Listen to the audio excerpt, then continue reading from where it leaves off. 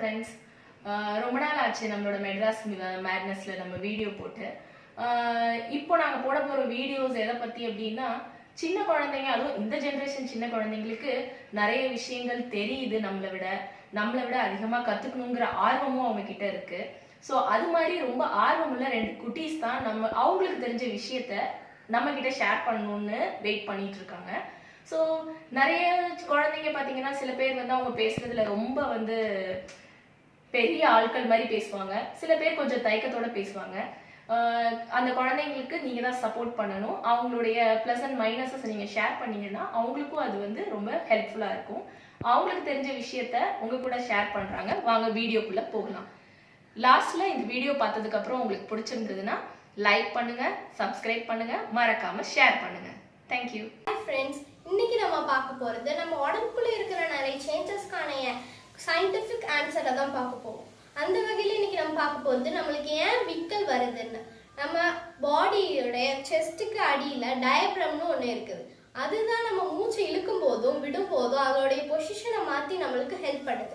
அந்த டயப்ராம் எப்பவுமே நார்மலாக தான் ஒர்க் ஆகும். ஆனால் எப்பயாவது அது இரிட்டேட் ஆகும். இரிட்டேட் ஆன உடனே அந்த ஏர் ஃபாஸ்ட்டாக உள்ளே போயிருந்ததுனால டயப்ராம் அடியில் போயிடும். அடியில் போன உடனே என்ன ஆகும்னா, நம்ம தொண்டையில் இருக்கிற வாய்ஸ் பாக்ஸ் சடனாக அதுக்குள்ளே இருக்கிற ஒக்கல் கார்டை க்ளோஸ் பண்ணிடும். க்ளோஸ் பண்ண உடனே அது ஒரு பெரிய விக்கலாக வருது. அந்த பெரிய விக்கல் கொஞ்ச நேரத்துலேயே நின்றுடும். ஆனால் எப்பயாவது அது நிற்காம நிறைய நாட்கள் வாரங்கள் இருக்கும். அந்த மாதிரி இருந்தால் அது ஏதாவது ஒரு மெடிக்கல் ப்ராப்ளமாக தான் இருக்கும். இந்த வீடியோ பிடிச்சிருந்தா நீங்கள் லைக் பண்ணுங்கள், ஷேர் பண்ணுங்கள், கமெண்ட் பண்ணுங்கள். தேங்க்யூ. ஹாய் ஃப்ரெண்ட்ஸ், இப்போ நம்ம பொல்யூஷன் பற்றி பார்க்க போகிறோம். முதல்ல 3 டைப்ஸ் ஆஃப் பொல்யூஷன் நம்ம பார்க்க போகிறோம். Water pollution, noise pollution, air pollution. முதல்ல நம்ம பார்க்க போகிறது வாட்டர் பொல்யூஷன்.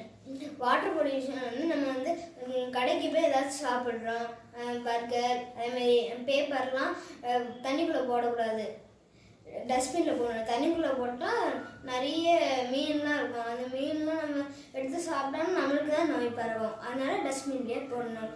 நெக்ஸ்ட்டு நம்ம பார்க்க போகிறது நாய்ஸ் பொல்யூஷன். நாய்ஸ் பொல்யூஷன் நிறைய பேர் ஹாஸ்பிட்டல்லாம் இருப்பாங்க. அங்கிட்ட வீடுலாம் இருக்கும். அந்த வீட்டுக்கிட்ட டிவிலாம் இருக்கும்ல, அந்த வீட்டில் நிறைய சவுண்ட் வச்சு டிவி பார்க்கக்கூடாது. அதனால் ஹாஸ்பிட்டலில் இருக்கணும் டிஸ்டர்ப் ஆகும். அதனால கொஞ்சம் குறைச்சி பாருங்கள். உங்கள் வீடு நிறைய பேர் காய்ச்சல்லாம் இருக்கும். அவங்களுக்குலாம் டிஸ்டர்ப் ஆகும்ல, அதனால கொஞ்சம் குறைச்சி வச்சே பாருங்கள். சரியா? நெக்ஸ்ட் நம்ம பார்க்க போகிறது ஏர் பொல்யூஷன். ஏர் பொல்யூஷன் ஃபேக்ட்ரிஸில் நிறைய புகைலாம் வரும். அதனால நம்ம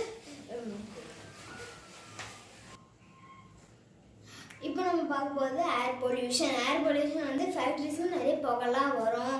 வேறு ரோட்டில் நிறைய வண்டியெல்லாம் போகும். அங்கே நிறைய புகைலாம் வரும். அதனால ஓசோன் லேயர் ரொம்ப ஓட்டையாகும். இல்லை சன்லேருந்து ஒரு யூவி ரேஸ் வரும். அது ஓசோன் லேயர் ஓட்டையானதுனால அது நிறைய நோயெல்லாம் நம்மளுக்கு பரவும். அதனால நம்ம கொஞ்சம் கொஞ்சமாக சைக்கிள் அதேமாரி யூஸ் பண்ணிட்டு வரணும்.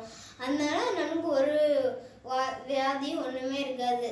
அதனால நம்ம எல்லாம் குறைச்சி யூஸ் பண்ணோம். தேங்க்யூ. இந்த வீடியோ பிடிச்சதுன்னா சப்ஸ்கிரைப் பண்ணுங்கள். கூடவே அந்த பெல் மட்டும் வாங்க. அடுத்த வாரம் நாங்கள் இன்னும் நிறைய வீடியோஸ்லாம் பண்ணுவோம். அதெல்லாம் பார்த்து என்ஜாய் பண்ணுங்கள்.